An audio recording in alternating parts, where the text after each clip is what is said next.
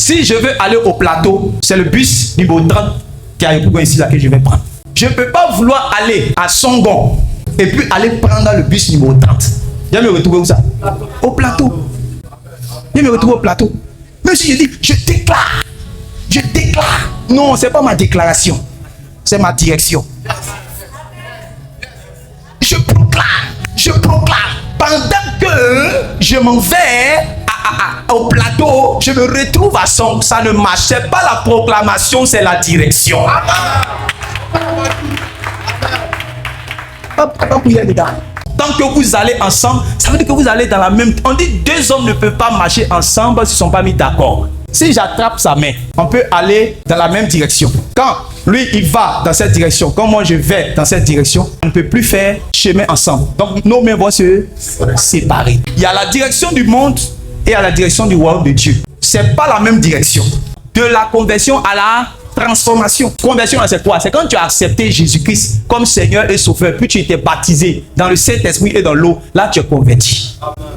Donc, si tu n'es pas converti ce matin, le Seigneur t'appelle à la conversion. Parce que c'est le commencement du salut pour toi. Mais après cela, il faut que tu sois séparé avec le monde. Chacun va prendre sa direction. Quand lui va prendre sa direction, il y aura séparation. Si lui, il va au ciel, moi, je vais en enfer. Ne vous blaguez pas, hein. Il y a un chemin qu'on emprunte pour rentrer au ciel. Il y a un chemin qu'on emprunte pour rentrer aussi en enfer. Si je veux aller au plateau, c'est le bus numéro 30 qui a un point ici là que je vais prendre. Je ne peux pas vouloir aller à Songon et puis aller prendre le bus numéro 30. Je vais me retrouver où ça? Au plateau. Je vais me retrouver au plateau. Même si je dis, je déclare. Je déclare. Non, ce n'est pas ma déclaration. C'est ma direction. Je proclame. Je proclame. Pendant que je m'en vais au plateau, je me retrouve à son. Ça ne marche. Ce n'est pas la proclamation, c'est la direction.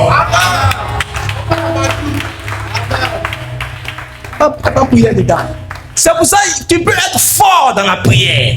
Dans ce domaine, tu peux être fort dans la prière, mais ça n'aura aucun effet si tu n'as pas pris la décision et la résolution ferme de changer de direction. Et ce changement de direction-là, ça commence d'abord par la conversion, où Jésus te montre le chemin.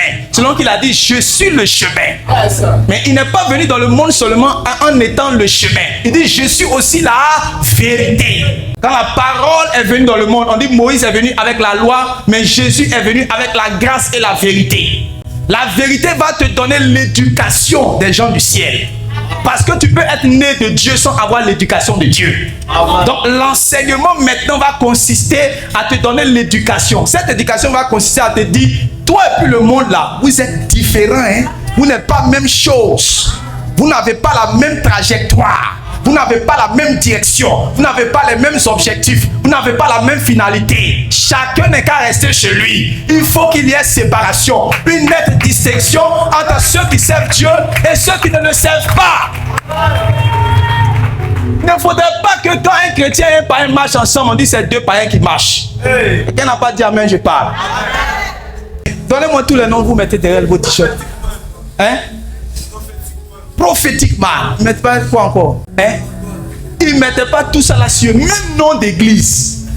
Ils ne mettaient pas sur. Mais en fait, quand ils étaient à Antioche, une ville des païens, eux ils sont quittés à Jérusalem, la parole de Dieu les a impactés. Et puis ils sont sortis après la persécution. Quand ils sont arrivés à Antioche, là, les gens qui sont dans la ville qui étaient les païens, ils disent ceux-là, ils ne sont pas comme nous. Ceux-là, ils ne sont pas comme nous.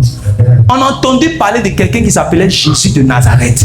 Que c'était un homme pieux. C'était un homme fidèle à Dieu. C'était un homme qui marchait conformément à la volonté de Dieu sur la terre. Quand on les regarde, on voit le même Jésus là aussi sur eux. C'est pour ça qu'on les appelait chrétiens. En grec, on dit Christos. Ça veut dire que celui qui fait comme le Christ. Donc, celui qui est le disciple du Seigneur, c'est celui qui a la capacité, qui se débrouille pour faire comme le Christ chaque jour de sa vie. C'est pour ça que quand une journée arrive, si un malheur, Dieu m'en garde, le jour que j'ai crié sur ma femme et que j'ai giflé ma femme, alors qu'on dit, Marie, aimez vos femmes comme Christ a aimé l'église et s'est livré pour elle. Ça veut dire qu'en ce moment, je ne suis pas en train de ressembler à Christ. Je ne vais pas prier en langue beaucoup. Je me mets à genoux et dis, Seigneur, délivre-moi. Amen. Parce que je ne te ressemble pas. Et les païens maintenant vont remarquer. Ils vont dire non, que celui-là, il n'est pas comme nous. Il y a quelque chose qui est entré dans sa vie. Genre, si quelqu'un est en Christ, il est une nouvelle personne. Création, quand on dit ça, peut-être vous ne comprenez pas. Il est une nouvelle personne. C'est simple. Il faut laisser création. Même 2 Corinthiens 5, 17, en bas de création, même personne. C'est de toi qu'on parle. Ce n'est pas de soleil. Soleil, c'est toujours la même chose. Depuis qu'on est là, quand Jésus va venir, le soleil est là. Ce n'est pas la création, la terre, la mer. On parle de toi.